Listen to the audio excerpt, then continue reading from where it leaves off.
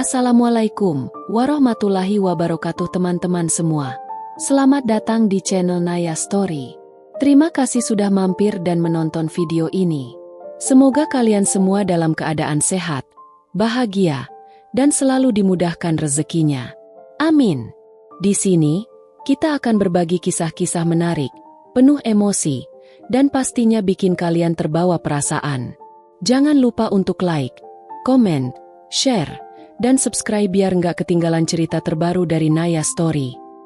Yuk, langsung aja kita masuk ke cerita hari ini.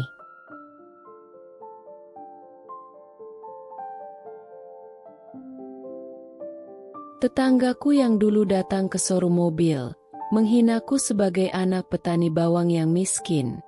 Saat ia masuk ke ruang CEO, ia kaget dan menangis menyesal setelah melihat foto dan namaku tertera di sana sebagai pemilik showroom.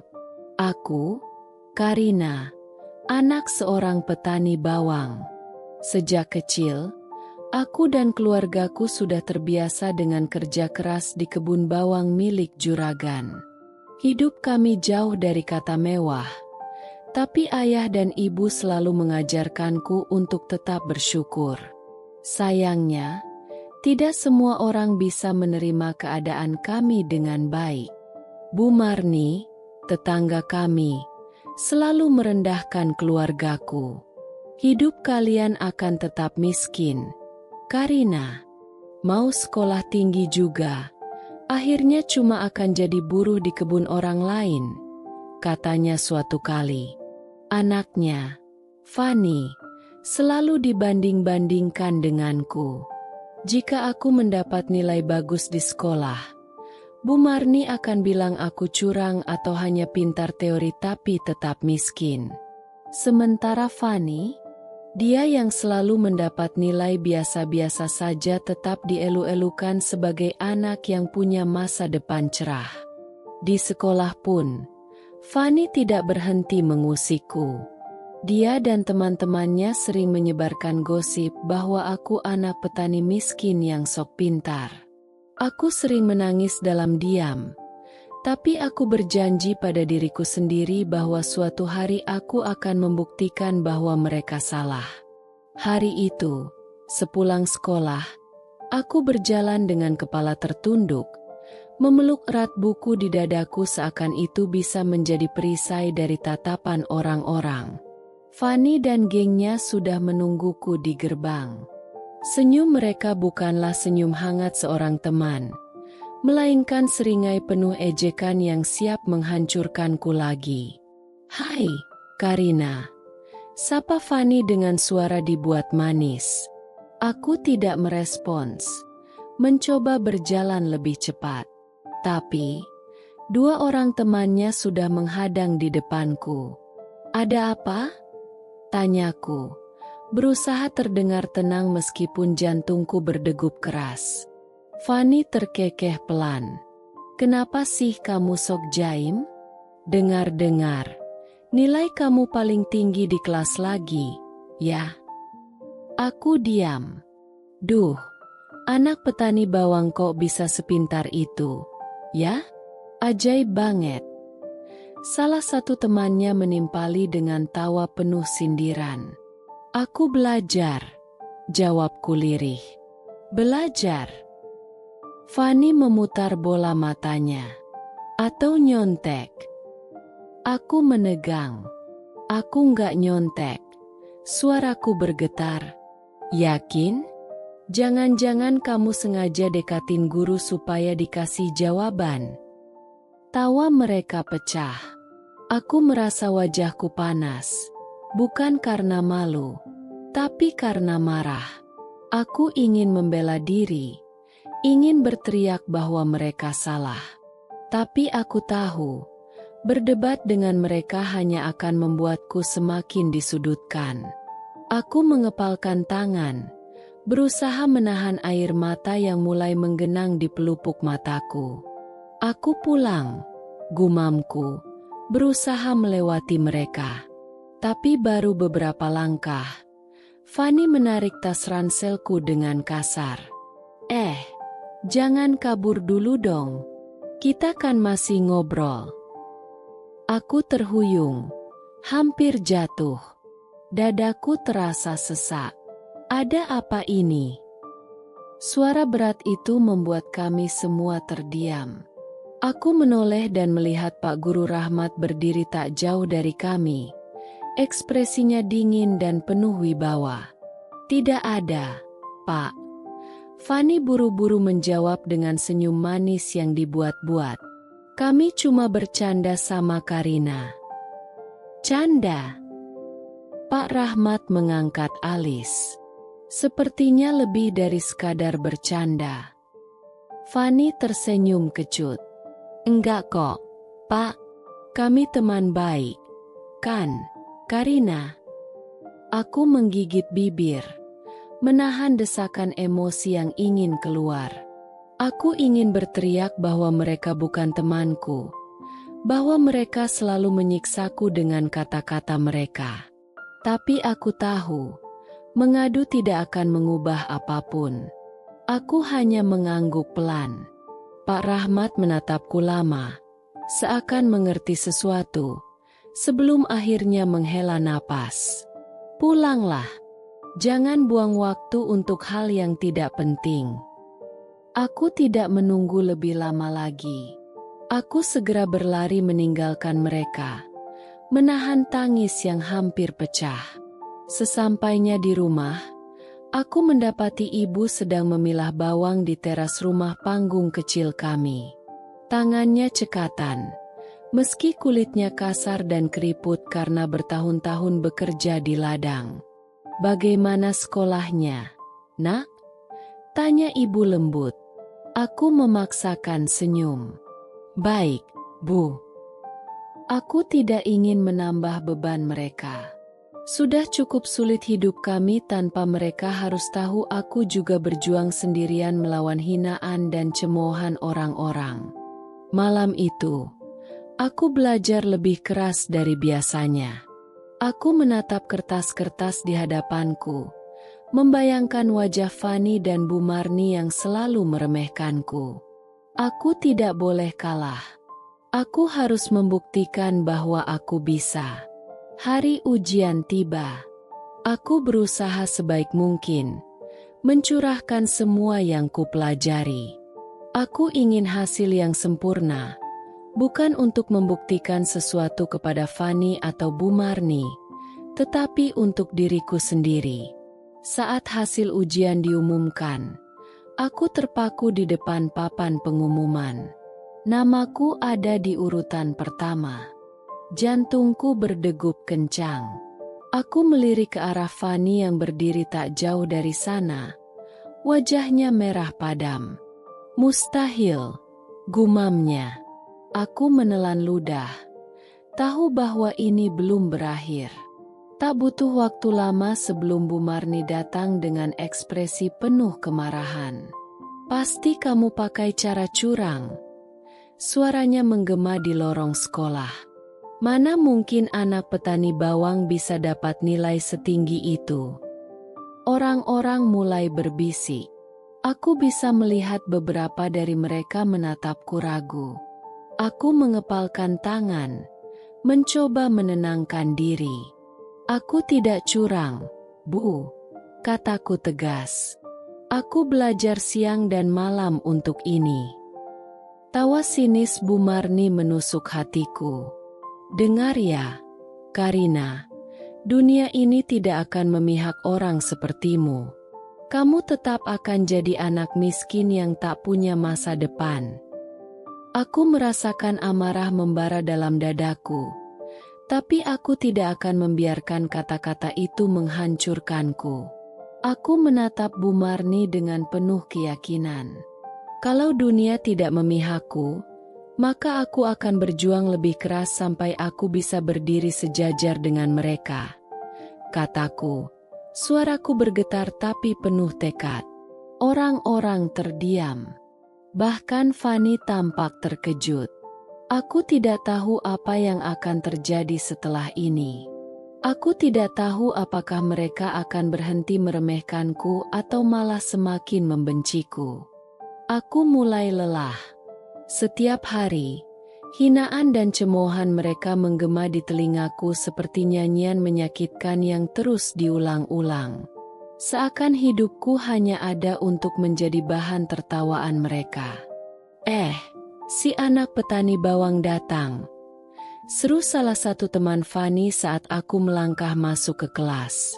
Tawa meledak. Aku menghirup napas panjang, menahan diri untuk tidak bereaksi. "Tahu nggak, kemarin ibuku bilang kalau rumah Karina itu baunya kayak bawang busuk." Hahaha. Fani tertawa paling keras di antara mereka. Wajar sih, ibunya kan kerja ngupas bawang tiap hari. Tangannya pasti bau bawang juga. Kan, Karina? Aku mengepalkan tangan, berusaha menahan gejolak emosi yang hampir meledak. Aku ingin membalas, ingin berteriak bahwa mereka semua tidak tahu apa-apa tentang perjuangan keluargaku. Tapi aku juga sadar, berbicara kepada mereka hanya akan memperburuk keadaan. Aku berjalan ke bangkuku tanpa menanggapi mereka. Tapi itu tidak membuat mereka berhenti. Si miskin ini belajarnya rajin banget, ya? Tapi percuma, ujung-ujungnya paling juga jadi buruh di kebun. Tawanya menyayat. Aku bisa merasakan panasnya air mata yang menggantung di sudut mataku. Tapi aku menolak untuk menangis. Aku tidak akan menunjukkan kelemahan. Seharian aku bertahan dengan menekan perasaan, menenggelamkan diri dalam buku-buku pelajaran. Aku berusaha tidak mendengar bisikan-bisikan mereka, tidak melihat tatapan meremehkan mereka. Tapi di dalam hatiku, aku bertanya, sampai kapan aku bisa terus bertahan? Saat bel pulang berbunyi, aku buru-buru merapikan buku dan keluar kelas. Aku ingin segera pergi sebelum mereka punya alasan lain untuk menahanku. Namun, langkahku terhenti ketika seseorang menarik tasku dengan kasar. Aku menoleh dan menemukan Fani berdiri di belakangku dengan seringai mengejek. "Mau kemana buru-buru? Ada kebun yang harus disiram, ya?" Tawa teman-temannya kembali pecah. Aku menarik napas panjang, mencoba bersikap tenang. "Apa maumu, Fani?" tanyaku datar. Fani mendekat, menatapku penuh kesombongan. "Aku cuma mau kasih tahu sesuatu. Seberapa pintar pun kamu, Karina, kamu tetap anak petani miskin. Orang seperti kamu gak akan pernah bisa sejajar dengan kami." Jantungku berdebar keras. Aku menatapnya tajam, berusaha menyusun kata-kata. "Aku memang anak petani," ujarku. Suaraku bergetar menahan emosi. Tapi itu bukan hal yang memalukan. Dan aku janji, suatu hari aku akan sukses. Aku akan membuktikan bahwa kalian semua salah. Wajah Fani menegang sesaat sebelum berubah menjadi seringai sinis. "Kita lihat saja nanti," katanya sebelum mendorongku ke samping dan berjalan pergi bersama gengnya. Aku berdiri diam, merasakan sakit di dadaku, bukan karena dorongannya, tapi karena kemarahan dan tekad yang berputar-putar dalam benakku. Aku tahu aku lelah. Aku tahu aku ingin melawan. Hari itu, aku berdiri di depan rumah kami yang kecil, menatap sawah dan kebun bawang yang telah menjadi bagian dari hidupku sejak kecil. Angin sore berhembus pelan, membawa aroma tanah yang basah setelah hujan. Ada perasaan aneh yang menyelimutiku, antara sedih dan penuh harapan. "Kita benar-benar akan pergi, ya? Tanyaku pelan, menatap ayah yang tengah mengemasi barang-barang ke dalam karung. Ayah menghela napas panjang sebelum tersenyum kecil. "Iya, Nak. Kita harus mencoba peruntungan di kota. Di sini, Hidup kita terlalu sulit. Ibu yang sedang melipat pakaian berhenti sejenak, menatapku dengan lembut. Kami ingin kamu punya masa depan yang lebih baik, Karina. Di kota, kamu bisa bekerja sambil kuliah. Mungkin kita tidak punya banyak uang, tapi yang penting kita punya semangat. Aku mengangguk, meski hatiku masih diliputi keraguan. Kota, dunia yang sama sekali asing bagiku. Aku tidak tahu apa yang menungguku di sana, tapi aku tahu aku tidak bisa selamanya bertahan di tempat ini. Tempat di mana aku selalu dipandang rendah hanya karena latar belakang keluargaku. Perjalanan ke kota terasa panjang dan melelahkan. Kami naik bus dengan membawa sedikit barang dan banyak harapan. Aku duduk di samping jendela, melihat sawah dan perkampungan yang perlahan berganti menjadi gedung-gedung tinggi yang menjulang. Begitu kami tiba, aku langsung merasa kecil. Kota ini bising, ramai, dan penuh orang-orang yang berjalan dengan tergesa-gesa. Tidak ada tanah luas, tidak ada bau bawang yang khas. Hanya deru kendaraan dan cahaya lampu yang berkelip-kelip di sepanjang jalan. Kami menyewa sebuah kamar kecil di gang sempit. Dindingnya lembab, dan hanya ada satu ranjang besi yang harus kami bagi bertiga. Tapi ayah dan ibu tetap tersenyum, seolah ini sudah cukup untuk memulai hidup baru. Jangan lihat kecilnya tempat ini, Karina, kata ayah. Yang penting kita bisa bertahan dulu. Setelah itu, kita cari cara untuk maju. Aku menggenggam ujung bajuku. Aku akan cari kerja secepatnya. Yah, aku nggak mau ayah dan ibu terlalu capek. Ibu mengelus rambutku. Kamu masih harus kuliah. Nak, jangan terlalu memikirkan kami. Aku hanya tersenyum kecil. Aku tahu kondisi kami. Uang yang kami bawa sangat terbatas. Dan kuliah butuh biaya yang tidak sedikit. Jika aku ingin tetap belajar, aku harus bekerja. Hari pertama mencari pekerjaan adalah tamparan keras bagiku. Aku berjalan dari satu toko ke toko lain, bertanya apakah mereka butuh pegawai. Kebanyakan menolak. Beberapa hanya melihatku sekilas sebelum menggeleng tanpa berkata apa-apa. Di sebuah kafe kecil, aku mencoba peruntungan. Maaf, Mbak, kami butuh yang sudah berpengalaman, kata manajer kafe, seorang pria berkemeja rapi. Aku menelan ludah. Saya mau belajar, Pak. Saya cepat tanggap. Saya bisa bekerja keras. Pria itu hanya tersenyum tipis. Di kota ini, persaingan ketat. Dad, coba cari di tempat lain. Ya. Aku keluar dengan langkah gontai. Baru nyari kerja aja udah lemes gitu. Aku menoleh dan melihat seorang gadis seumuranku bersandar di dekat pintu kafe. Dia mengenakan celemek. Rambutnya diikat tinggi. Nama aku Sari, katanya. Tersenyum. Aku kerja di sini. Dengar-dengar, kamu nyari kerja. Aku mengangguk. Dia menatapku lama sebelum berkata, aku bisa bantu rekomendasiin kamu ke bos. Tapi ada satu syarat. Aku menelan ludah. Apa? Jangan gampang menyerah, katanya sambil tersenyum lebar. Di kota ini, orang yang lemah bakal tenggelam. Kamu siap? Aku terdiam sejenak, lalu mengangguk tegas. Aku siap. Hari-hariku di kota berubah menjadi siklus yang melelahkan. Setiap pagi, aku mengenakan seragam dan berangkat ke showroom mobil tempatku bekerja. Tugas utamaku adalah menyapu lantai, membersihkan kaca-kaca mobil, dan menyajikan kopi untuk pelanggan. Meski pekerjaanku sederhana, aku tidak pernah mengeluh.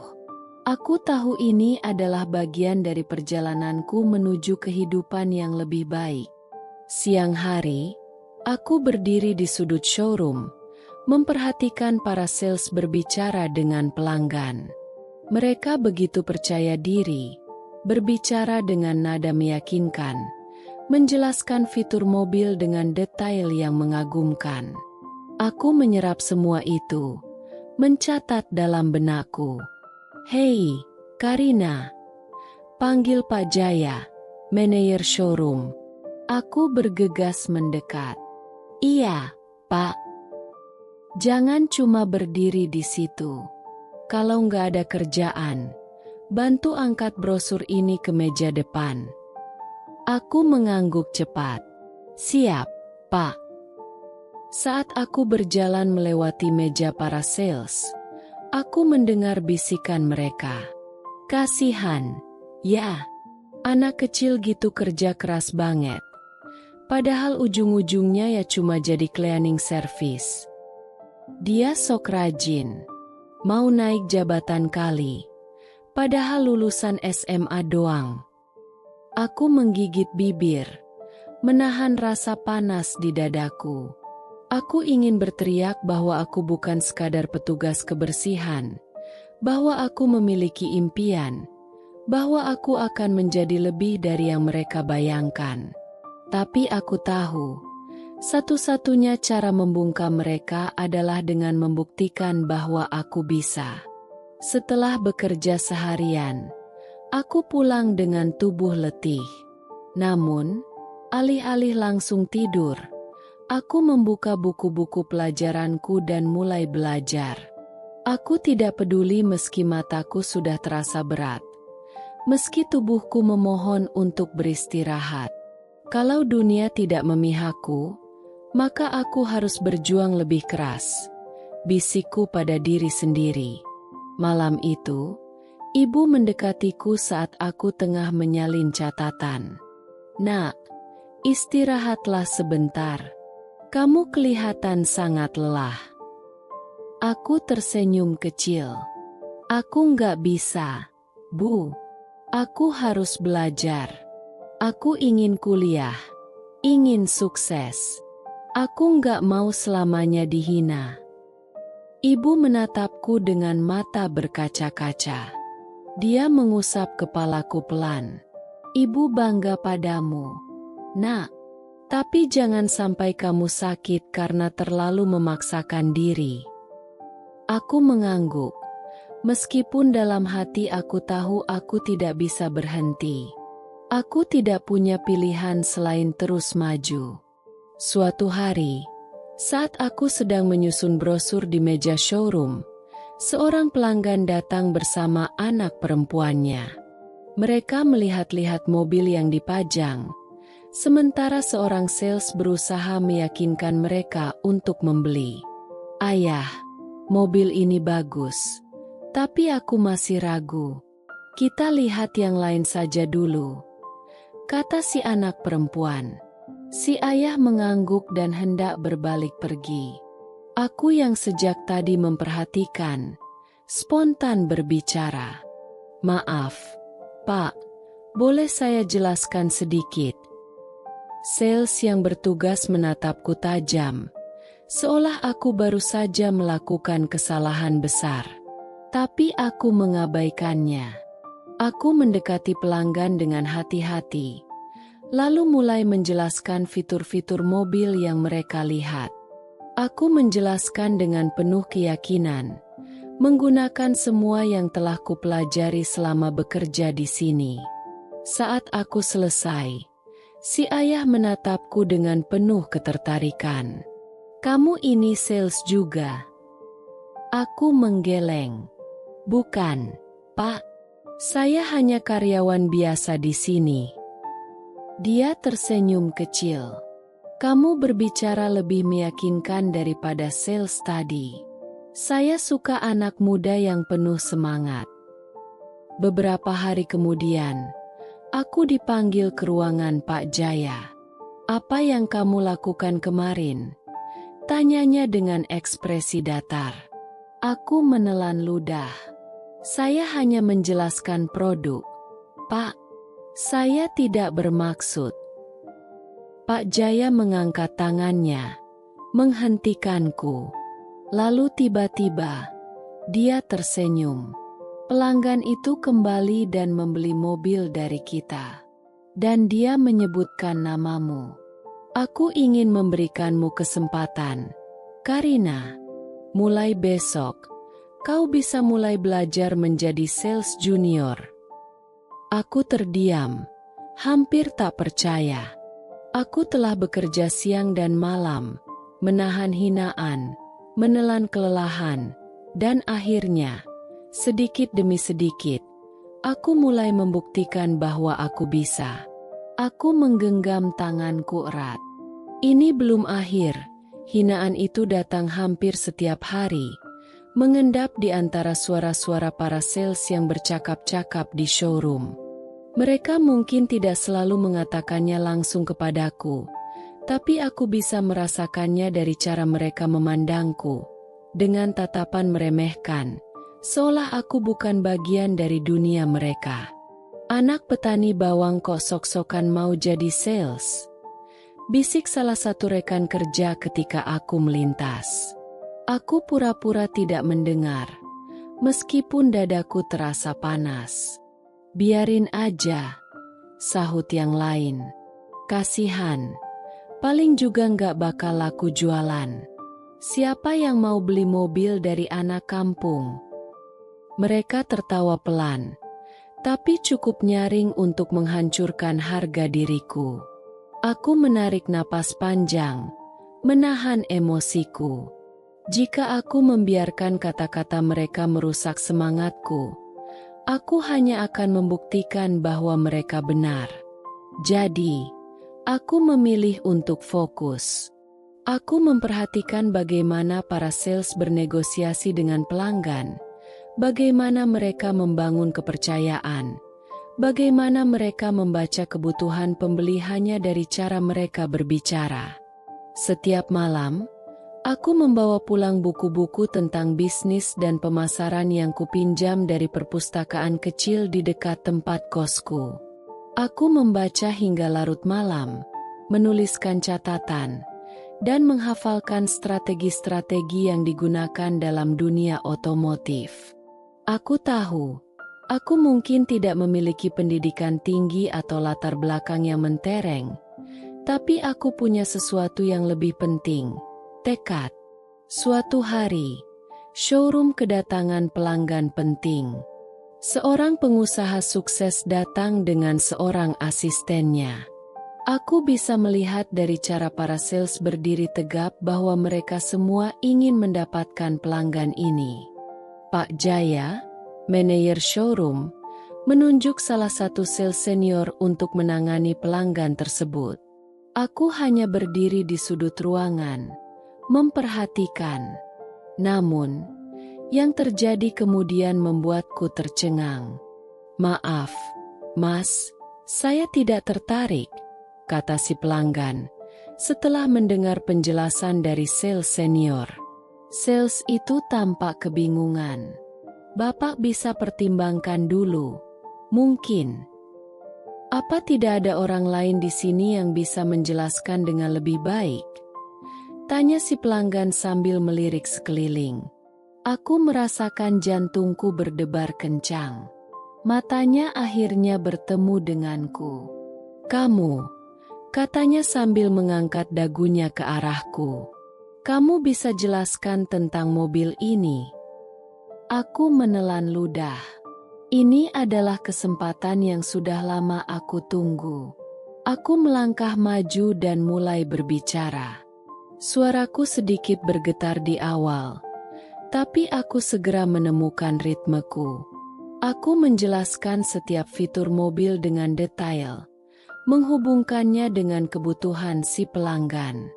Aku tidak hanya berbicara soal spesifikasi, tetapi juga bagaimana mobil ini akan meningkatkan efisiensinya dalam berbisnis. Si pelanggan mengangguk-angguk, tampak tertarik. Ketika aku selesai, dia tersenyum. Menarik. Aku suka cara kamu menjelaskan. Kamu belajar dari mana? Aku menegakkan punggung. Saya belajar dari pengalaman, Pak. Dari mendengar dan mengamati. Dan dari membaca. Si pelanggan tertawa kecil. Kamu punya potensi besar. Aku akan beli mobil ini, bukan hanya karena mobilnya bagus, tapi karena aku suka caramu menjualnya. Aku terdiam sejenak, hampir tidak percaya dengan apa yang kudengar. Ketika transaksi selesai, Pak Jaya menepuk bahuku. Bagus sekali, Karina.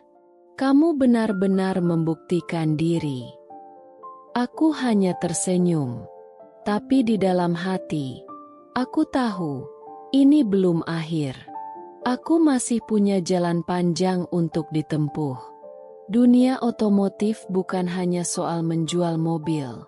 Aku menyadari hal itu setelah semakin dalam terlibat dalam pekerjaanku. Ini tentang kepercayaan, relasi, dan strategi. Dan aku, Karina, anak petani bawang yang dulu selalu dihina, harus menemukan caraku sendiri untuk bertahan di dalamnya. Aku mulai memperhatikan siapa saja yang datang ke showroom. Para pelanggan bukan hanya pembeli biasa. Beberapa adalah pengusaha, pemilik perusahaan, bahkan kolektor mobil mewah. Aku mendengar bagaimana mereka berbicara, bagaimana mereka membuat keputusan, dan bagaimana mereka menjalin hubungan bisnis. Aku tahu, jika aku ingin berkembang, aku harus keluar dari zona nyamanku. Aku harus membangun jaringan. Suatu hari, seorang pelanggan tetap datang. Namanya Pak Adrian, seorang pengusaha sukses yang sering membeli mobil untuk armada perusahaannya. Kali ini, dia datang tanpa asisten, hanya mengenakan kemeja santai dengan lengan digulung. Aku menyapanya dengan sopan. Selamat datang lagi, Pak Adrian. Ada yang bisa saya bantu? Dia tersenyum. Ah, Karina. Aku penasaran. Apa kamu hanya bekerja di sini atau punya rencana besar untuk masa depan? Aku sedikit terkejut dengan pertanyaannya. Tapi aku menjawab dengan jujur. Saya ingin belajar lebih banyak, Pak. Saya ingin mengerti bisnis ini dari berbagai sisi, bukan hanya dari showroom. Dia mengangguk, tampak berpikir. Kamu tahu, bisnis otomotif bukan hanya soal jual beli mobil. Ada banyak hal yang terjadi di balik layar. Distribusi, investasi, bahkan manajemen keuangan. Kamu tertarik belajar? Jantungku berdegup kencang. Aku tahu ini kesempatan besar. Tentu, Pak. Saya ingin belajar apapun yang bisa membantu saya berkembang. Pak Adrian tersenyum. Baiklah, aku akan mengundangmu ke beberapa acara bisnis. Dengarkan, amati, dan pelajari. Dunia bisnis itu keras. Karina, jika kamu ingin sukses, kamu harus punya koneksi dan pemahaman yang kuat. Aku menahan napas. Ini adalah langkah yang selama ini kutunggu. Beberapa minggu kemudian, aku menghadiri acara networking pertamaku. Ruangan penuh dengan orang-orang yang jauh lebih berpengalaman dariku. Mereka berbicara tentang bisnis dengan santai, seolah itu adalah hal paling mudah di dunia. Aku merasa kecil. Tapi aku tidak boleh mundur. Aku memperkenalkan diri kepada beberapa orang, mendengarkan obrolan mereka, dan menyerap sebanyak mungkin informasi. Disinilah aku belajar bahwa dunia bisnis bukan hanya soal kecerdasan, tetapi juga keberanian dan strategi. Beberapa kali aku membuat kesalahan. Aku salah menyebutkan istilah, atau terlalu gugup saat berbicara. Ada yang hanya tersenyum sopan lalu beralih ke pembicaraan lain. Tapi ada juga yang memberiku masukan berharga. "Jangan takut salah, Karina," kata salah seorang pengusaha yang kukenal di acara itu. "Kesalahan itu bagian dari proses. Yang penting, kamu belajar dan tidak mengulanginya lagi." Aku menggenggam nasihat itu erat-erat. Setelah acara itu, aku semakin berani. Aku mulai bertanya lebih banyak, berdiskusi dengan orang-orang yang lebih berpengalaman, bahkan mengikuti seminar dan membaca buku tentang manajemen bisnis. Aku tidak hanya ingin menjadi sales terbaik, aku ingin memahami bisnis otomotif secara keseluruhan. Hari demi hari, koneksiku semakin luas. Aku mengenal orang-orang yang dulu hanya bisa kulihat dari kejauhan. Aku belajar tentang strategi penjualan dalam skala besar, bagaimana mengatur stok kendaraan, dan bagaimana menjalin kerjasama dengan berbagai pihak. Di showroom, para rekan kerja yang dulu meremehkanku mulai memperhatikanku dengan cara berbeda. Mereka melihat bahwa aku bukan lagi anak baru yang hanya tahu bekerja keras. Aku mulai membangun reputasi, sedikit demi sedikit. Tapi aku tahu, ini belum puncaknya. Aku baru saja memulai perjalanan yang lebih besar. Dunia bisnis penuh tantangan, dan aku harus siap menghadapi semuanya. Aku, Karina, anak petani bawang, akan membuktikan bahwa aku bisa lebih dari sekadar cerita klise orang miskin yang tidak punya masa depan. Beberapa tahun telah berlalu sejak pertama kali aku menginjakan kaki di showroom sebagai pegawai rendahan. Aku telah belajar banyak tentang bisnis, tentang manusia, dan terutama tentang diriku sendiri. Dengan modal yang kukumpulkan dari gaji, komisi penjualan, serta tabungan yang kutambah sedikit demi sedikit, aku akhirnya mengambil langkah besar, membuka showroom mobil kecilku sendiri. Aku menamainya Karina Auto. Showroom ini jauh dari kemewahan. Tempatnya tidak besar, hanya sebuah ruko sederhana dengan beberapa mobil bekas yang kupilih dengan cermat. Tidak ada lampu kristal atau dekorasi mahal seperti showroom tempat aku bekerja dulu. Hanya meja kayu sederhana dan papan nama yang kutempel dengan penuh harapan. Hari pertama, aku duduk di belakang meja, menunggu pelanggan. Tapi tak satu pun datang. Hari kedua, hal yang sama terjadi. Hari ketiga, seorang pria datang, melihat-lihat sebentar, lalu pergi tanpa berkata apa-apa. Aku mulai merasa cemas. Apakah aku telah mengambil keputusan yang salah? Apakah aku terlalu gegabah? Malam itu, aku menatap tumpukan kertas tagihan di mejaku. Uang sewanya tidak murah, stok mobil juga butuh perawatan, dan aku belum mendapatkan satupun penjualan. Aku menarik napas panjang, mengingat kembali semua hinaan yang pernah kudengar sepanjang hidupku. Anak petani bawang, mau jadi apa? Mau kerja keras sampai kapanpun, tetap nggak akan bisa sukses. Tiba-tiba, aku merasa marah, bukan pada orang-orang itu, tapi pada diriku sendiri. Aku tidak boleh menyerah. Aku telah bekerja terlalu keras untuk sampai ke titik ini. Aku harus melakukan sesuatu. Strategi bertahan. Aku mulai menerapkan strategi yang kupelajari selama bertahun-tahun bekerja di dunia otomotif. Aku menawarkan harga kompetitif, memberikan promo menarik, bahkan memberikan opsi pembayaran yang lebih fleksibel bagi pelanggan. Aku juga memanfaatkan semua koneksi yang kubangun selama ini. Aku menghubungi orang-orang yang pernah mengenalku sebagai sales, mengajak mereka untuk datang dan melihat mobil-mobil yang kujual. Aku menggunakan media sosial untuk mempromosikan showroomku, mengunggah foto mobil yang tersedia, dan menjelaskan setiap detailnya dengan gaya komunikatif. Hari demi hari berlalu, dan perlahan-lahan, pelanggan mulai berdatangan. Awalnya hanya 1-2 orang yang datang karena penasaran. Kemudian, seorang pelanggan membeli mobil pertamaku. Rasanya seperti mimpi. Aku hampir tidak bisa menahan air mataku ketika menyerahkan kunci mobil kepadanya. Setelah itu, penjualan mulai meningkat. Pelanggan yang puas merekomendasikan kepada teman-temannya. Aku tidak hanya menjual mobil, aku menjual kepercayaan. Ujian terbesar.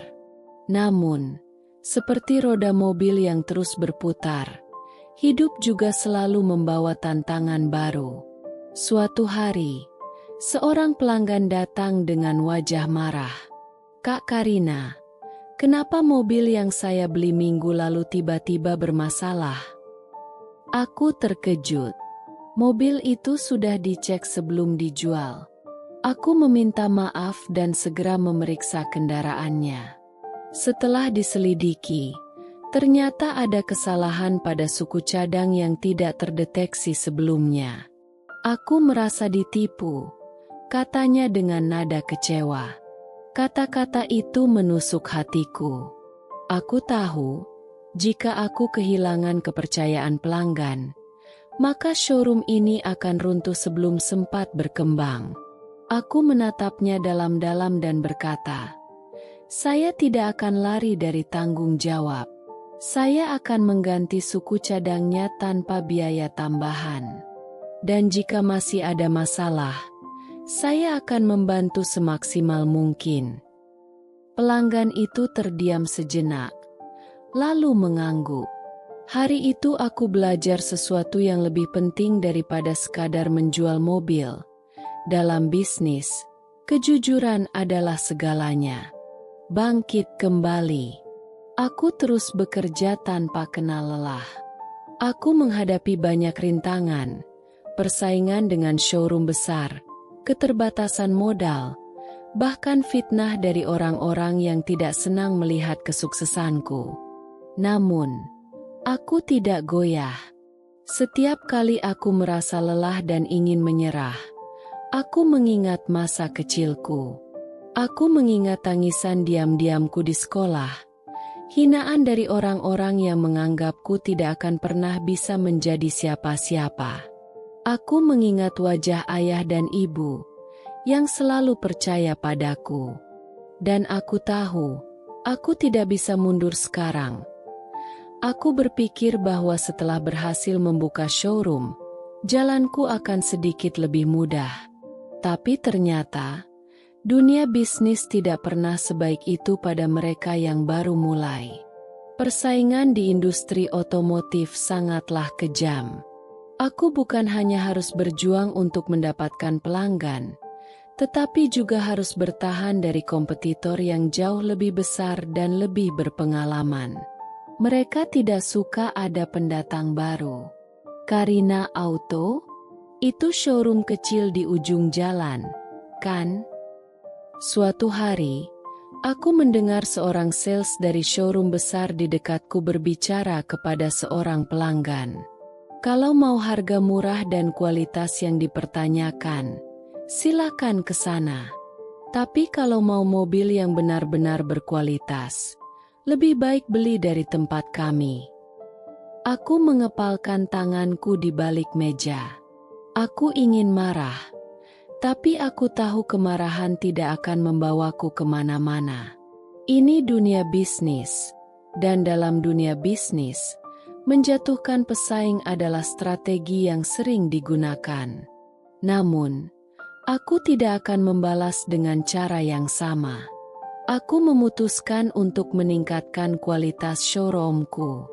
Aku bekerja lebih keras, memastikan setiap mobil yang kujual telah diperiksa dengan sangat teliti.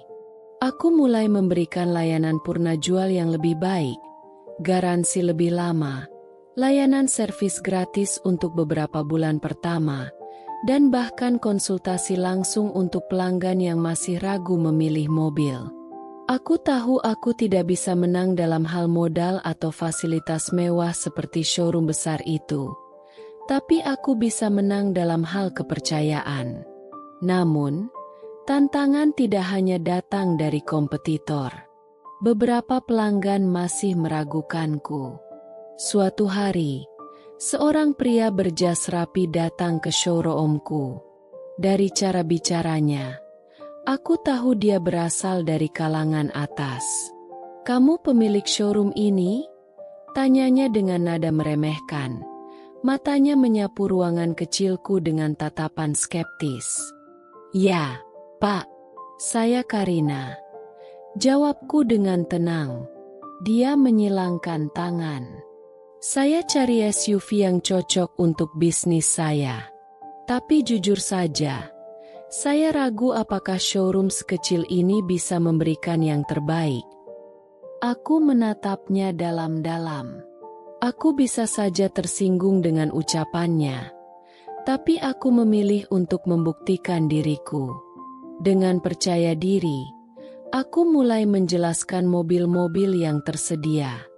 Aku tidak hanya menyebutkan spesifikasinya, tetapi juga bagaimana mobil itu bisa mendukung bisnisnya, dari efisiensi bahan bakar hingga kapasitas yang sesuai dengan kebutuhannya. Awalnya, dia hanya mendengarkan dengan skeptis. Tapi semakin lama aku berbicara, ekspresinya mulai berubah. Ketika aku selesai, dia mengangguk pelan. "Baiklah, aku akan beli 1 unit. Aku ingin lihat apakah benar kamu bisa dipercaya." Aku tersenyum. "Terima kasih, Pak. Saya pastikan Anda tidak akan kecewa." Namun, yang paling menyakitkan adalah ketika beberapa rekan bisnis yang dulu kupercaya mulai meremehkanku. Ada seorang supplier suku cadang yang pernah bekerja sama denganku sejak awal. Awalnya, dia sangat membantu, tapi setelah bisnisnya berkembang lebih besar, dia mulai mengubah sikapnya. "Maaf, Karina," katanya suatu hari ketika aku menelepon untuk memesan stok baru. "Aku harus prioritaskan pelanggan yang lebih besar dulu. Kamu ngerti kan? Bisnismu masih kecil." Aku terdiam. "Kalau kamu mau tetap beli dari aku, mungkin aku bisa kasih harga ya, sedikit lebih mahal dari biasanya." Lanjutnya dengan nada enteng. Aku tahu maksudnya. Dia ingin aku mundur. Atau jika aku tetap ingin bertahan, aku harus membayar lebih mahal daripada showroom besar yang lebih mapan. Dadaku terasa sesak. Tapi aku menahan emosiku. "Aku mengerti," jawabku pelan. "Terima kasih atas kerjasamanya selama ini." Aku menutup telepon dan menatap kosong ke depan. Sekarang aku benar-benar harus berdiri sendiri. Aku tidak menyerah. Aku mulai mencari supplier lain, membangun jaringan baru, dan bahkan mempertimbangkan untuk langsung bekerja sama dengan distributor resmi. Itu bukan hal mudah, tapi aku belajar satu hal penting. Dalam bisnis, kepercayaan tidak selalu bisa diandalkan. Aku harus terus berjuang. Aku, Karina, anak petani bawang yang dulu dihina dan diragukan, akan membuktikan bahwa aku tidak akan tumbang hanya karena dunia mencoba menjatuhkanku. Bisnis bukan hanya tentang kerja keras. Itu yang baru kusadari setelah aku mengalami kegagalan terbesarku. Aku pikir, setelah melewati rintangan demi rintangan, aku sudah cukup kuat untuk menghadapi apapun. Tapi aku salah. Semuanya bermula dari sebuah keputusan besar. Kesempatan yang menurutku akan mengubah bisnis kecilku menjadi sesuatu yang lebih besar.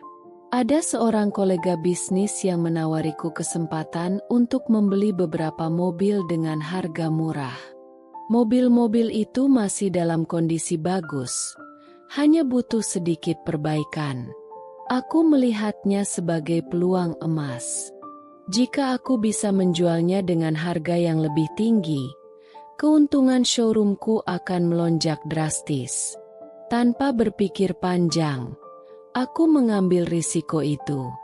Aku menginvestasikan sebagian besar modal yang kumiliki untuk membeli mobil-mobil itu. Aku yakin ini adalah keputusan yang cerdas.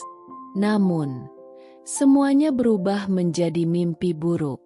Setelah mobil-mobil itu tiba di showroom, aku baru menyadari kesalahanku. Beberapa di antaranya memiliki cacat yang tidak terlihat di awal. Mesin bermasalah, surat-surat yang harus diurus terlalu rumit, dan biaya perbaikannya jauh lebih besar dari yang kukira. Aku mencoba menutupi kerugian dengan menjual mobil-mobil itu lebih cepat. Tapi pelanggan mulai curiga. Nama baik yang kubangun perlahan-lahan mulai tercoreng. Suatu hari, seorang pelanggan datang dengan wajah marah. "Bu Karina, kenapa mobil yang saya beli baru seminggu sudah rusak?" Suaranya bergetar menahan emosi. Aku menelan ludah. Aku tahu ini akan terjadi. Aku sudah mengecek mobil itu sebelum dijual, tapi tetap saja ada masalah yang tidak ku ketahui. "Saya benar-benar minta maaf, Pak," kataku dengan nada menyesal. "Saya akan bertanggung jawab penuh. Saya akan perbaiki mobil Anda tanpa biaya tambahan." "Tapi kenapa bisa begini?" Ia menggelengkan kepala, kecewa. "Saya beli di sini karena saya percaya pada Anda." Kalimat itu menusuk hatiku lebih dalam dari apapun. Setelah pelanggan itu pergi, aku duduk di meja kerjaku dan menatap kosong ke depan. Aku kehilangan banyak uang, kehilangan kepercayaan pelanggan, dan lebih buruk lagi, aku mulai kehilangan kepercayaan pada diriku sendiri. Malam itu, aku menangis. Aku, Karina, yang selalu berusaha kuat, akhirnya runtuh juga. Aku ingin menyerah. Aku ingin menutup showroom ini dan kembali ke titik nol. Bangkit dari keterpurukan. Tapi saat aku hampir benar-benar menyerah, aku teringat sesuatu.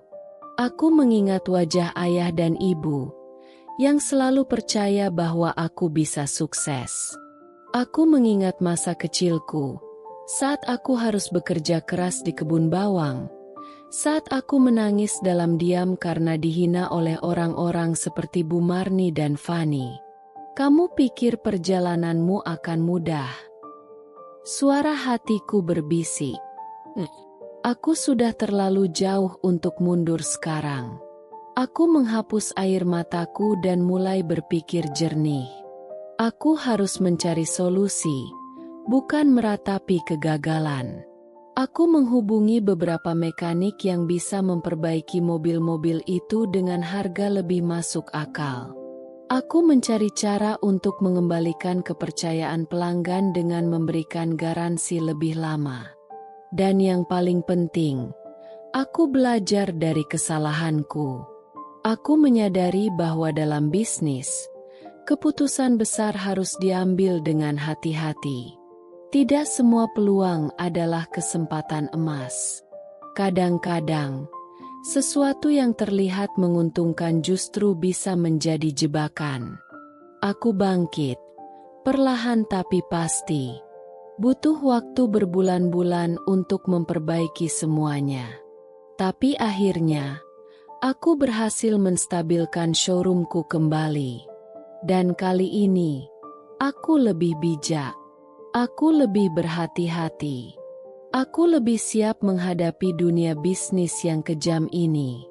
Aku, Karina, anak petani bawang yang dulu diragukan, tidak akan jatuh hanya karena satu kesalahan. Setelah melewati badai yang hampir membuatku menyerah, aku akhirnya melihat cahaya di ujung lorong. Perlahan, namun pasti, showroomku mulai bangkit kembali.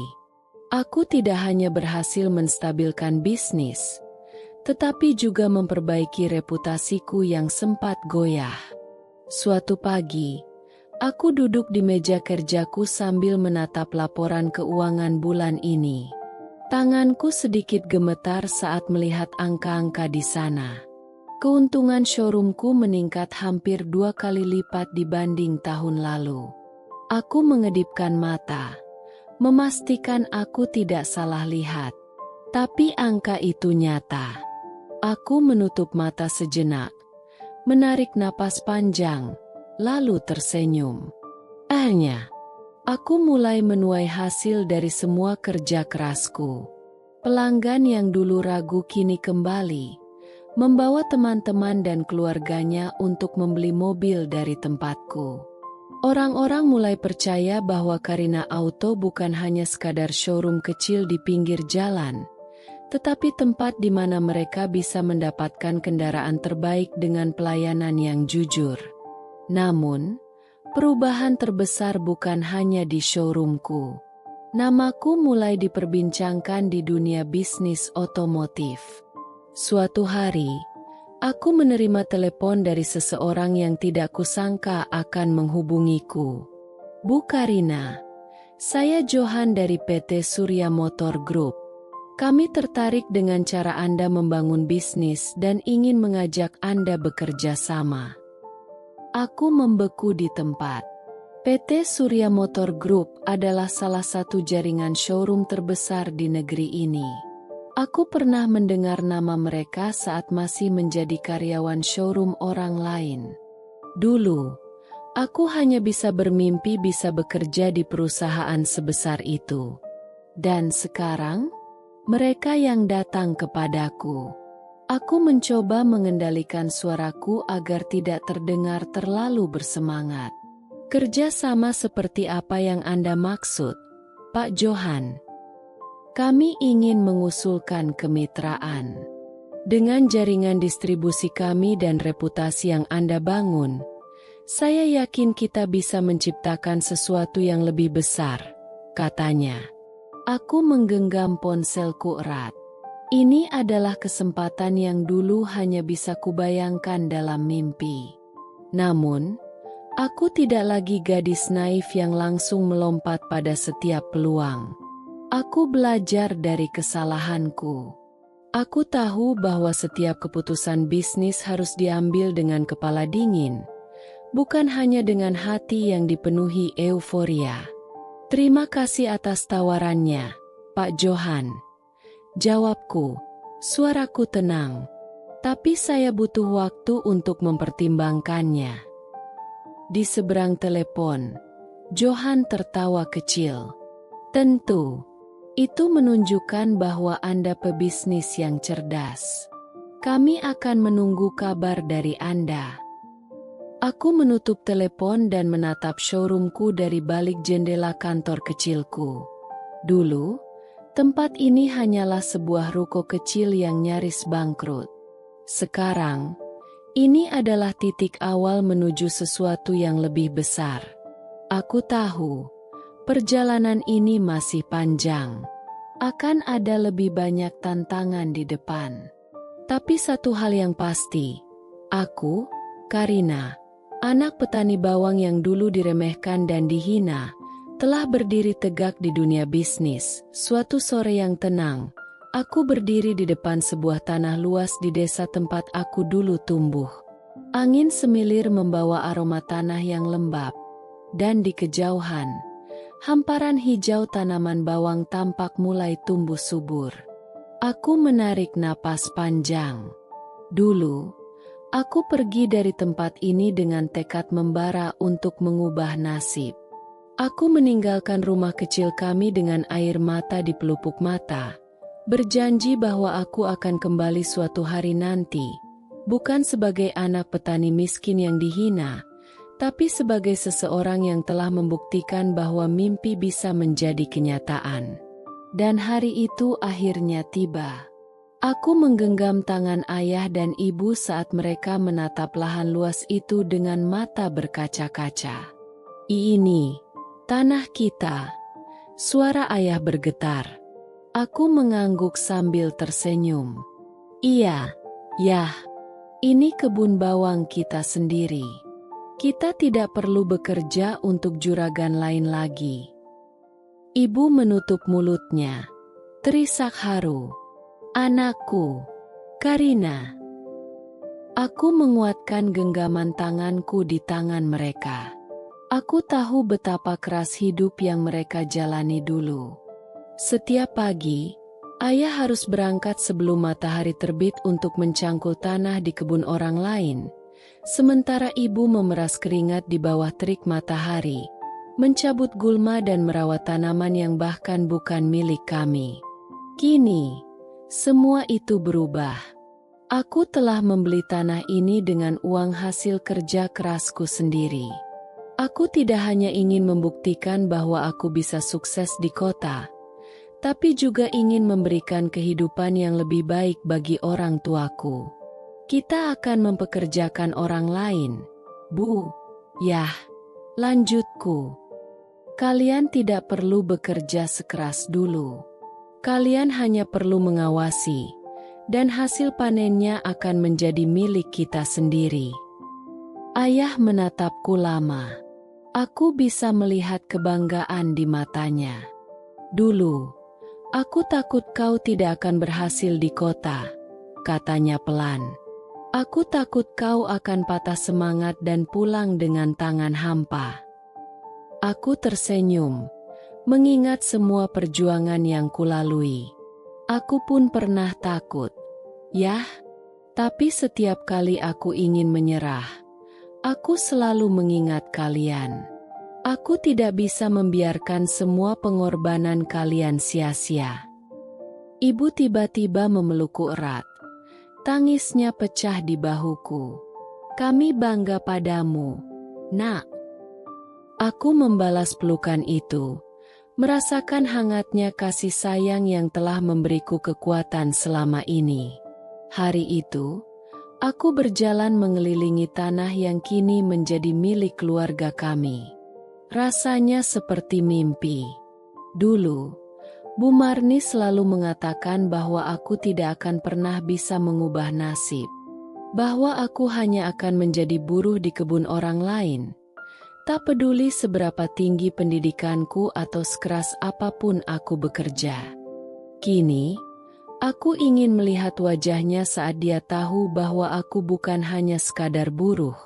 Aku adalah pemilik tanah ini. Aku tidak pernah ingin membalas dendam. Aku hanya ingin membuktikan bahwa hinaan dan cemoohan tidak bisa menentukan masa depan seseorang. Dan aku telah melakukannya. Di kejauhan, matahari mulai tenggelam di balik bukit, mewarnai langit dengan semburat jingga yang indah. Aku tersenyum. Perjalanan ini belum berakhir, tapi untuk pertama kalinya dalam hidupku, aku merasa telah kembali ke rumah sebagai seorang pemenang. Pagi itu, aku berdiri di bandara, menatap sosok adikku, Ardi, yang sebentar lagi akan berangkat ke Amerika. Matanya berbinar penuh semangat. Meskipun aku tahu ada sedikit kegugupan di sana. Tangannya menggenggam erat tiket pesawat dan paspornya. Seolah takut semuanya hanya mimpi dan bisa lenyap kapan saja. Aku tersenyum. Dulu, aku juga pernah merasakan hal yang sama. "Jadi, sudah siap?" tanyaku, mencoba mencairkan suasana. Ardi mengangguk. Meski aku bisa melihat napasnya sedikit memburu. "Masih nggak percaya, Kak? Aku benar-benar akan kuliah di Amerika." Aku menepuk bahunya dengan bangga. "Kenapa nggak percaya? Kau sudah bekerja keras, dapat beasiswa penuh. Ini bukan keberuntungan, ini hasil dari kerja kerasmu sendiri. Ardi menatapku dengan mata berkaca-kaca. Tapi kalau bukan karena kakak, aku nggak akan pernah bisa sejauh ini. Kakak yang membiayai semua ini. Aku menggeleng, menatapnya penuh kasih. Kau yang pantas mendapatkannya, Ardi. Aku hanya membukakan jalan. Dulu, kami tidak pernah berani bermimpi setinggi ini. Aku ingat, saat masih kecil, kami sering duduk di bawah pohon di kebun bawang, membayangkan bagaimana rasanya hidup di luar desa kecil kami. Kak, aku ingin sekolah di luar negeri suatu hari nanti, kata Ardi waktu itu. Suaranya penuh harapan. Tapi mungkin itu mustahil ya? Kita kan miskin. Saat itu, aku tidak tahu harus menjawab apa.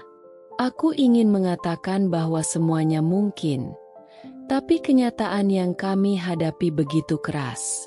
Kami bahkan kesulitan membayar biaya sekolah, apalagi kuliah di luar negeri. Namun, aku berjanji dalam hati, aku akan mengubah nasib kami. Aku akan memastikan bahwa adikku tidak harus merasakan hinaan yang dulu kuterima. Dan sekarang, janji itu telah terpenuhi.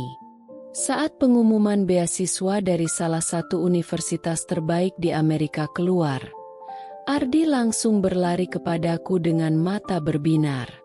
Kak, aku diterima. Aku dapat beasiswa penuh. Aku tertegun sesaat, lalu tertawa bahagia sambil memeluknya erat. Aku bangga padamu, Ardi. Namun, meskipun beasiswa menanggung biaya kuliah dan asrama, masih ada banyak biaya lain yang harus dikeluarkan.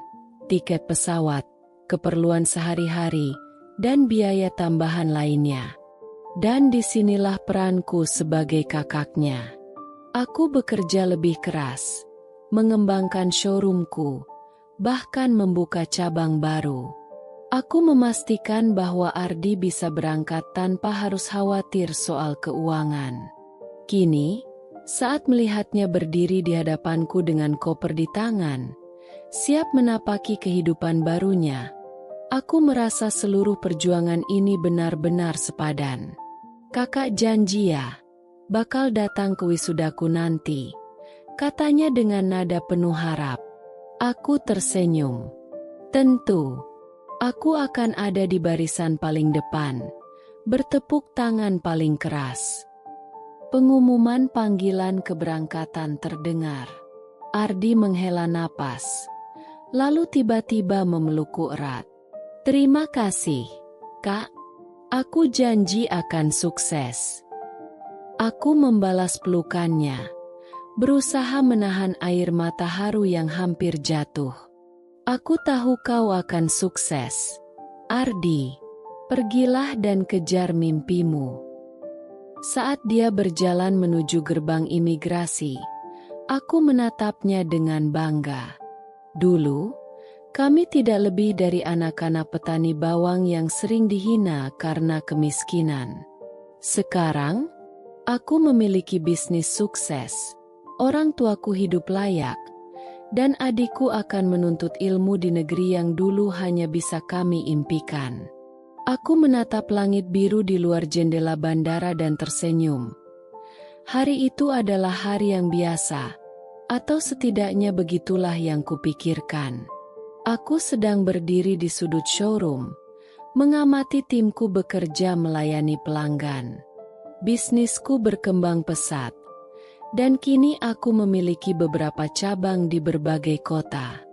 Namun, aku tetap suka turun langsung ke showroom, bukan sebagai bos yang duduk di balik meja, tapi sebagai seseorang yang benar-benar memahami dunia otomotif dari akar rumput. Tiba-tiba, pintu kaca showroom terbuka, dan langkah seseorang menarik perhatianku. Aku menoleh. dan seketika darahku terasa berhenti mengalir.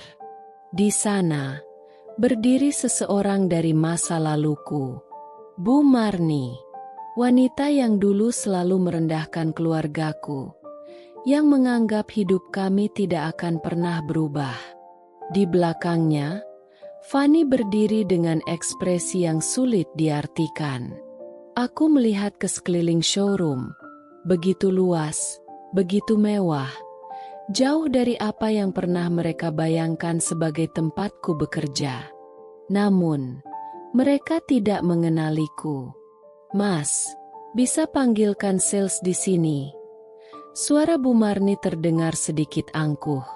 "Saya mau beli mobil untuk anak saya." Aku menelan senyum kecil yang nyaris muncul di bibirku. Jadi, mereka mengira aku hanyalah seorang sales magang di tempatku sendiri. Aku bisa saja langsung mengungkapkan identitasku. Bisa saja aku menyebutkan namaku dan melihat ekspresi terkejut mereka. Tapi tidak. Aku ingin melihat bagaimana situasi ini berkembang. Dengan sikap profesional, aku melangkah mendekat dan berkata dengan ramah, "Tentu, Bu. Mobil seperti apa yang Ibu cari?" Bu Marni melirikku sekilas, lalu mendesah pelan. "Mobil yang elegan, yang cocok untuk anak saya, Fanny." Aku mengalihkan pandangan ke Fanny. Dulu, dia adalah sosok yang selalu meremehkanku, yang menganggapku anak petani miskin yang tidak punya masa depan. Sekarang, dia berdiri di hadapanku, tidak menyadari siapa aku sebenarnya. Ah, tentu. Aku mengangguk, menahan rasa geli di dada. Kami punya beberapa model yang mungkin cocok untuk Ibu dan Mbak Fanny. Aku mengajak mereka ke bagian showroom yang memamerkan mobil-mobil premium. Sambil menjelaskan spesifikasi kendaraan, aku memperhatikan ekspresi mereka. Ada rasa puas di wajah Bu Marni, mungkin karena merasa dilayani dengan baik. Namun, di tengah percakapan, sesuatu terjadi. Bu Marni tiba-tiba memperhatikanku lebih lama. Dahinya berkerut. "Maaf, Mas," katanya ragu. "Saya merasa pernah melihatmu di suatu tempat." Aku tersenyum, akhirnya memutuskan untuk mengakhiri permainan ini. "Tentu, Bu," kataku dengan nada santai. "Saya Karina, anak petani bawang yang dulu Ibu bilang tidak akan pernah sukses." Ruangan seketika menjadi sunyi. Bu Marni menatapku dengan mata terbelalak. Fanny, yang sejak tadi lebih banyak diam, kini tampak pucat. Aku tidak pernah bisa melupakan ekspresi mereka saat itu. Kaget, tak percaya, dan mungkin sedikit malu. "Kak Karina?" Suara Bu Marni bergetar. "Kamu, pemilik showroom ini?" Aku mengangguk, tetap tersenyum. "Iya, Bu. Selamat datang di showroom saya." Hening. Aku bisa merasakan bagaimana dunia mereka seakan runtuh dalam sekejap. Semua kata-kata mereka dulu, bahwa aku tidak akan pernah berhasil, bahwa aku akan selamanya miskin, kini terpatahkan dengan kenyataan yang berdiri tepat di hadapan mereka. Fanny menunduk, tidak berani menatap mataku. Sementara Bu Marni tampak seperti seseorang yang ingin sekali menghindari situasi ini, tetapi tidak bisa. Aku tidak perlu mengatakan apapun lagi. Aku sudah menang. Dan kemenangan terbaik bukan dengan membalas dendam, tapi dengan membuktikan bahwa aku bisa sukses tanpa menginjak siapapun. Dengan nada tetap ramah, aku berkata, "Jadi, Bu, masih tertarik membeli mobilnya?" Bu Marni menelan ludah. Aku, Mungkin kami akan melihat-lihat dulu, katanya gugup. Lalu buru-buru menarik tangan Fani keluar dari showroom. Aku menatap kepergian mereka dengan senyum kecil. Dulu, aku pergi dari desa dengan penuh luka dan tekad. Kini, aku berdiri tegak di atas pencapaianku. Dan aku telah membuktikan, hidupku bukan ditentukan oleh hinaan mereka, melainkan oleh kerja kerasku sendiri. Aku masih berdiri di tempatku, mengamati Bu Marni dan Fani yang tampak berbisik-bisik setelah mendengar namaku. Ada kebingungan di wajah mereka, tetapi aku bisa melihat bagaimana Bu Marni berusaha menyembunyikan keterkejutannya. Namun, sesuatu yang sudah kuduga pun terjadi. Alih-alih menunjukkan sikap yang lebih sopan setelah mengetahui siapa aku, Bu Marni justru mendongakkan dagunya dan tertawa kecil. "Ah, Karina," katanya, dengan nada yang dipaksakan terdengar santai. "Kukira kamu benar-benar sukses besar. Ternyata kamu cuma kerja di showroom mobil." Aku mengangkat alisku sedikit, tetapi tetap tersenyum. "Saya memang kerja di showroom ini, Bu.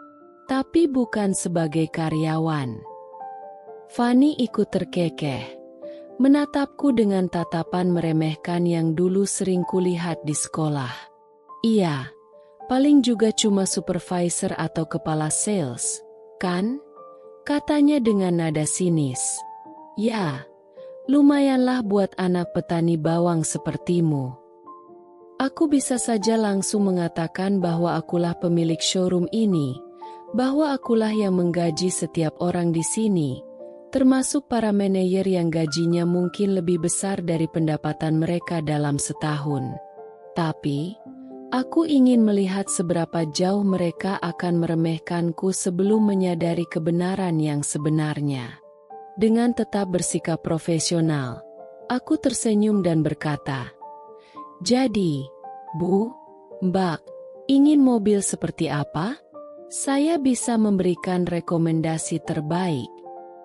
Bu Marni menatapku dari ujung kepala sampai kaki, lalu mendesah pelan. "Yah, kalau memang kamu yang akan melayani kami, ya sudahlah." Fani memutar matanya. "Tapi tolong jangan menyentuh mobilnya terlalu sering ya, Karina. Aku tidak mau ada bekas sidik jari di mobil yang aku pilih nanti." Aku hampir tertawa mendengar ucapan itu. Jadi, aku tidak pantas menyentuh mobil di showroomku sendiri? Tapi aku tetap tenang. Aku menunjukkan beberapa mobil mewah dengan spesifikasi terbaik, menjelaskan fitur-fitur unggulannya dengan profesionalisme yang sudah terlatih selama bertahun-tahun. Namun, semakin lama aku berbicara, semakin terlihat jelas kalau mereka sebenarnya tidak benar-benar berniat membeli. Bu Marni hanya bertanya berulang kali tentang harga tanpa benar-benar mempertimbangkan spesifikasinya. Fani terus memberikan komentar sinis seperti, "Yah, lumayan sih, tapi kayaknya terlalu mahal untuk orang sepertiku." Atau, "Mobilnya bagus, tapi aku nggak yakin kamu bisa kasih diskon yang menarik." Aku tahu permainan mereka. Mereka hanya ingin meremehkanku, ingin melihat apakah aku akan kehilangan kesabaran. Tapi aku tidak akan memberikan mereka kepuasan itu. Aku tetap tersenyum, tetap melayani mereka dengan sabar, seolah-olah mereka adalah pelanggan sungguhan.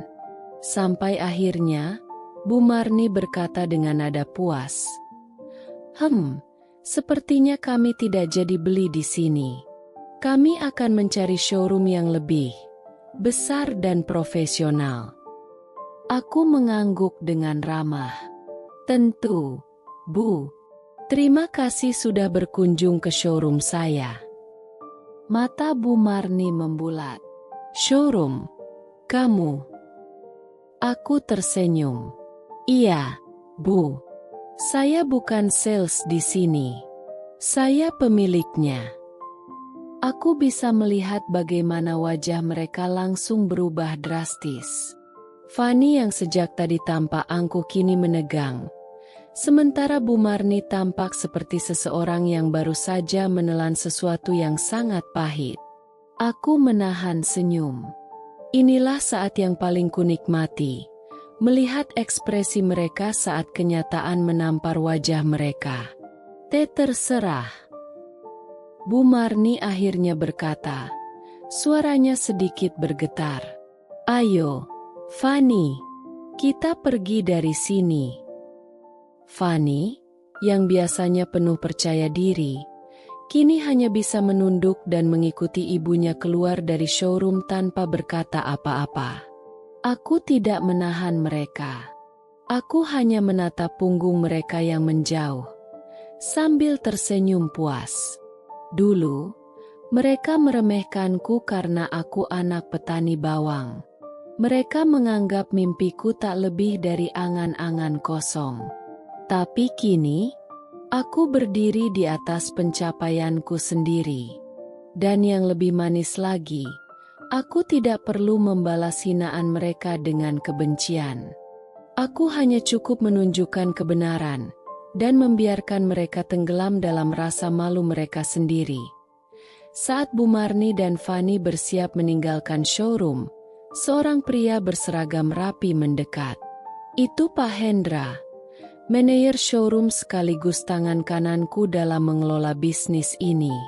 Dengan senyum profesional, ia menyapaku, tanpa menyadari ketegangan yang baru saja terjadi.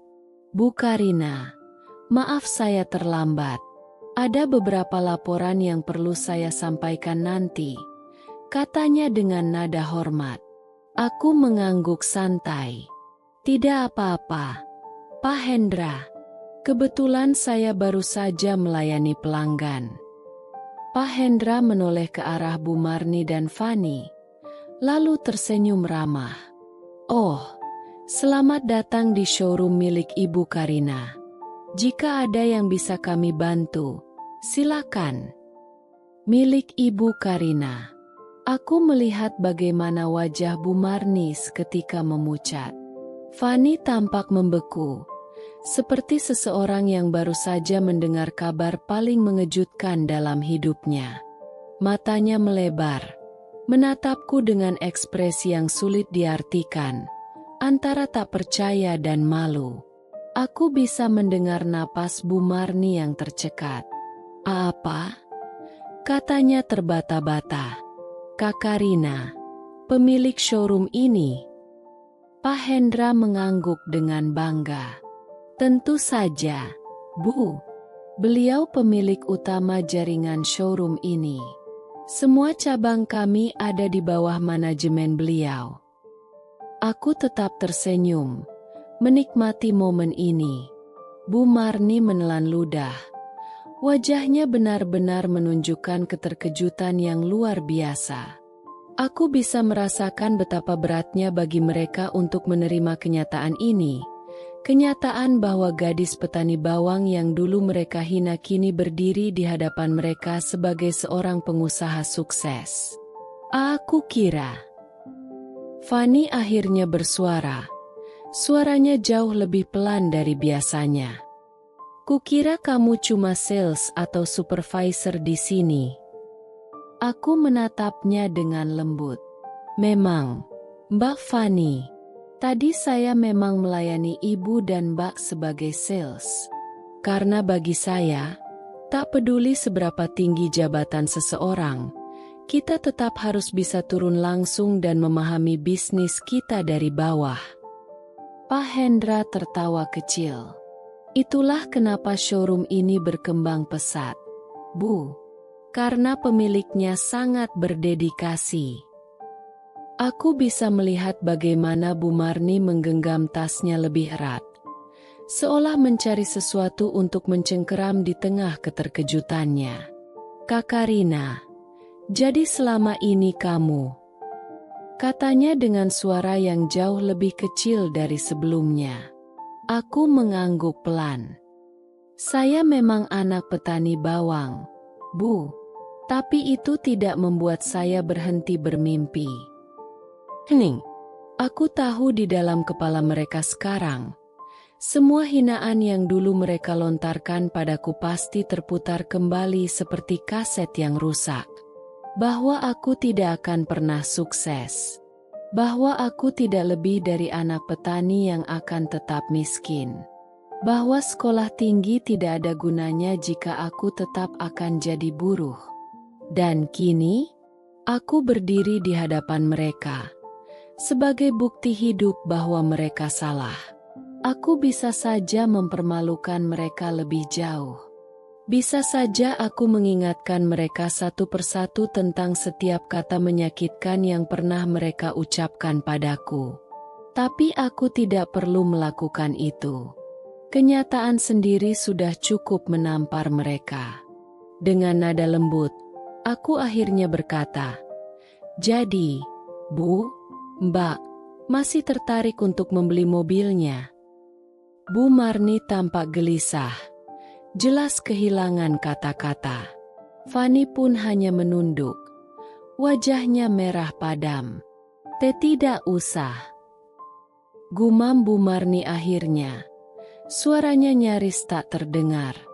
Tanpa berkata apa-apa lagi, mereka berdua bergegas keluar dari showroom, meninggalkan jejak rasa malu yang tak akan mudah mereka lupakan.